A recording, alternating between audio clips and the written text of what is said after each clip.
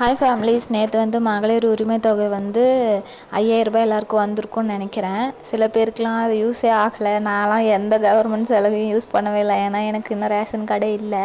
ஆனால் சில பேர் எல்லோரும் ஹாப்பியாக இருப்பீங்க. ஆனால் அதோட ஒரு சின்ன விளக்கம் மட்டும் சொல்லலான்னு இருக்கேன்.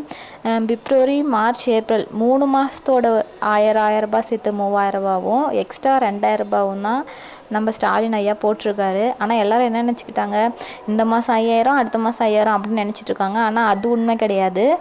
பிப்ரவரி, மார்ச், ஏப்ரல் 3 மாதத்துக்கும் சேர்த்து 1000 ரூபாவை சேர்த்து 3000 ரூபாவும் எக்ஸ்ட்ரா 2000 ரூபாய் தான் கொடுத்துருக்காங்க. இது வந்து எல்லாருக்கும் தெரியும்னு நான் நினைக்கிறேன். ஆனால் தெரியாதவங்களுக்கு இந்த வீடியோவை ஷேர் பண்ணுங்கள்.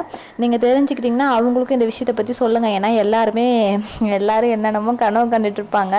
ஆனால் எனக்கு அப்படி தான் தோணுது. ஏன்னா அப்படி தான் அவர் சொன்ன மாதிரி இருந்துச்சு.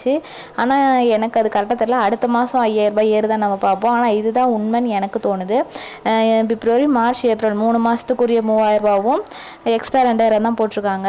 இந்த மாதிரி வீடியோ வேணால் நம்ம சேனலை சப்ஸ்கிரைப் பண்ணிக்கோங்க.